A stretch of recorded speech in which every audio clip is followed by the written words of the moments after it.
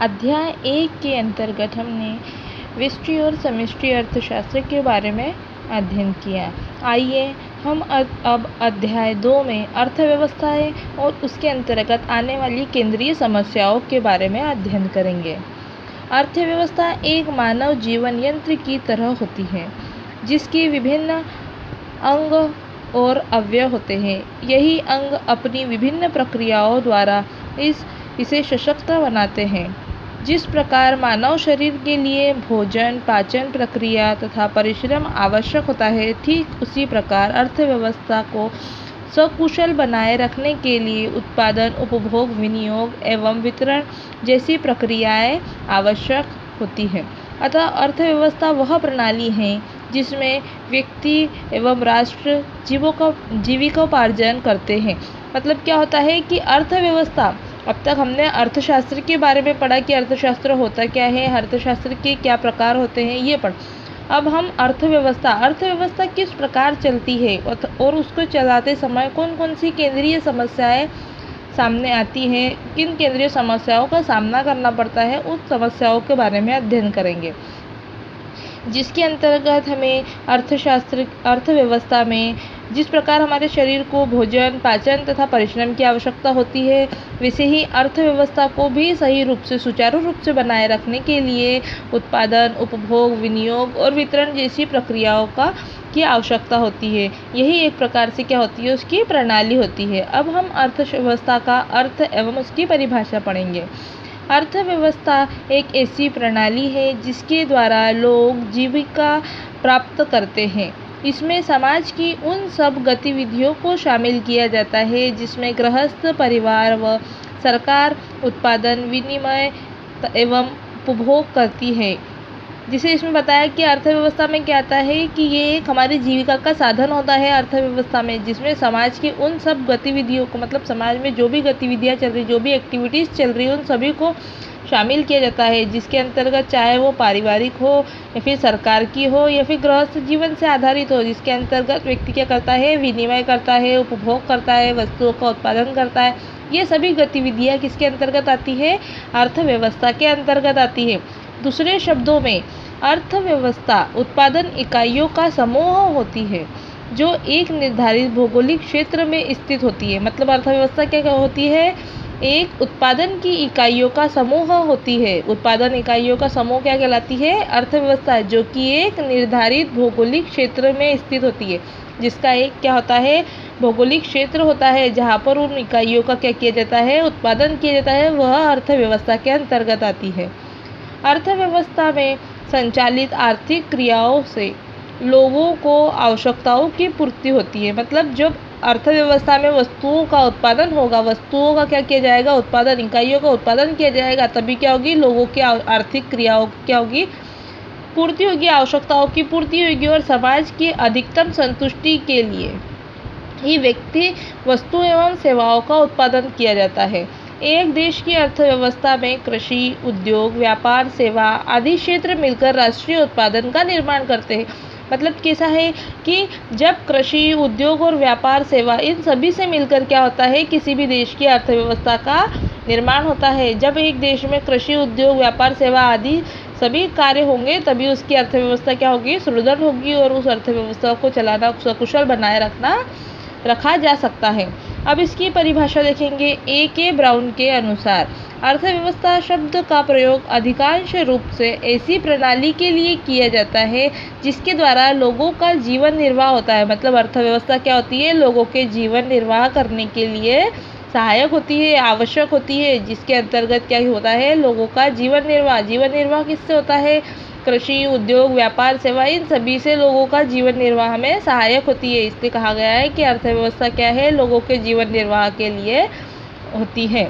दूसरा है W.N. Looks के अनुसार अर्थव्यवस्था उन संस्थाओं का समूह है जिन्हें दिए हुए व्यक्ति, राष्ट्र या राष्ट्र समूह द्वारा साधन के रूप में स्वीकार किया जाता है। मतलब क्या कहा गया है कि अर्थव्यवस्था क्या है कि जो व्यक्तियों, राष्ट्र और राष्ट्र के समूह द्वारा उसे किसके रूप में, साधन के रूप में, एक साधन के रूप में अर्थव्यवस्था को स्वीकार किया जाता है, ताकि इनके द्वारा अपने संसाधनों का प्रयोग मानवीय आवश्यकताओं की संतुष्टि के लिए किया जाए। क्यों उसको साधन के रूप में माना जाता है? क्योंकि उससे क्या होगा, संसाधनों का अच्छे से अच्छा उपयोग करके उसे मनुष्य की आवश्यकताओं की संतुष्टि, मनुष्य की आवश्यकताओं की पूर्ति के लिए उपयोग किया जाए। इसीलिए अर्थव्यवस्था को क्या कहा जाता है? साधन कहा जाता है। उसे साधन के रूप में उसको स्वीकार किया जाता है। इस प्रकार अर्थव्यवस्था का मानव आवश्यकताओं की संतुष्टि के लिए उपलब्ध उत्पादन साधन के उपयोग की दृष्टि से एक संगठन के रूप में देखा जाता है। इस संदर्भ में संस्था का अर्थ किसी कार्य करने के ढंग, किसी समस्या को सुलझाने के तरीके या निर्णय लेने की प्रक्रिया से है।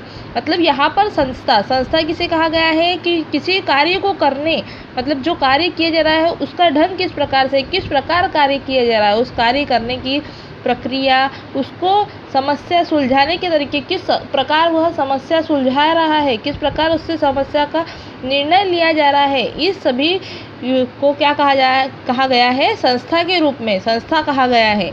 ठीक है। अब हम एक अर्थव्यवस्था के लक्षण या विशेषता इसके बारे में पढ़ें।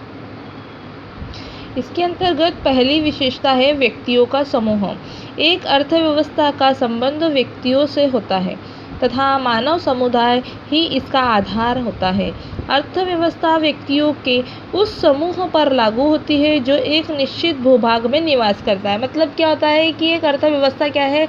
अर्थव्यवस्था में व्यक्तियों के समूह से संबंधित होती है, क्योंकि कार्य करने के लिए, हमें उत्पादन करने के लिए किसकी आवश्यकता होगी? व्यक्तियों की आवश्यकता होगी। इसलिए हमारी अर्थव्यवस्था की विशेषता है लक्षण के अंतर्गत पहला पॉइंट है कि इसका जो है व्यक्तियों के समूह से, इसका मनुष्य समुदाय से इसका क्या होता है? आधार होता है। इसी के द्वारा क्या किया जाता है? सभी व्यक्तियों को समूह में कर निश्चित भूभाग में कार्य करवाया जाता है और उस कार्य के प्रतिरूप में हम क्या करते हैं? उनसे उत्पादन करवाते हैं, वस्तुओं और सेवाओं का उत्पादन करवाते हैं। इसलिए हमें वस्तुओं के, व्यक्तियों के समूह की आवश्यकता होती है अर्थव्यवस्था के अंतर्गत। दूसरा पॉइंट है संसाधनों की सीमितता।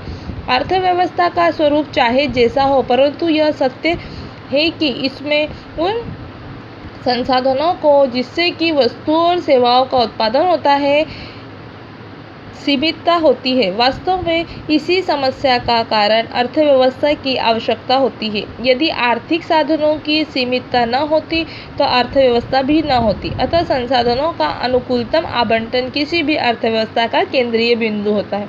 मतलब संसाधनों की सीमितता, जब भी हम कोई भी कार्य करते हैं, कोई भी व्यवसाय करते हैं, कोई भी अर्थव्यवस्था की गणना करते हैं, तो उसके अंतर्गत क्या होता है कि जो कम से कम संसाधन में अधिक से अधिक क्या किया जाए? उत्पादन किया जाए, जिससे कि सभी व्यक्ति वर्ग की, सभी मानव समाज की आवश्यकताओं की पूर्ति हो सके। अब अर्थव्यवस्था में भी ठीक उसी प्रकार होती है कि जितने हमारे पास साधन होते हैं, कम से कम साधनों में हम क्या करें? वस्तुओं का अनुकूलतम रूप से क्या हो? आवंटन हो, उस वस्तु का अनुकूलतम रूप से व्यक्ति तक, मानव समाज तक उस वस्तु को मिल जाए। इस प्रकार की हम क्या करते हैं? अर्थव्यवस्था निर्धारित करते हैं। तो यह अर्थव्यवस्था का क्या होता है? केंद्रीय बिंदु होता है। क्या? संसाधनों की सीमितता होते हुए भी सभी रूप में उसको अनुकूलतम रूप से उसका आवंटन करना, यही अर्थव्यवस्था का केंद्रीय बिंदु होता है। अगला पॉइंट है उपभोग की प्रक्रिया का संगठन। एक अर्थव्यवस्था में उत्पादन उद्देश्य मौलिक आवश्यकताओं की संतुष्टि करना होता है। ये आवश्यकताएं या तो वर्तमान से संबंधित हो सकती है या फिर भविष्य से। उपभोग की प्रक्रिया का संगठन, जब हम उपभोग की प्रक्रिया का व्यवस्थित रूप से संगठन करेंगे तभी क्या होगा कि एक तो वो आवश्यकता की वस्तुएं या फिर आवश्यक सामग्री जो कि हमें वर्तमान की दृष्टि से उत्पादित की गई है या फिर भविष्य की दृष्टि से उत्पादित की गई है, इस सभी का क्या किया जाता है? निर्धारण किया जाता है। वो भी किसके अंतर्गत किया जाता है? अर्थव्यवस्था के अंतर्गत ही किया जाता है। संस्थाएं, संस्था का तात्पर्य कुछ करने या किसी चीज के प्रबंध करने के तरीके से होता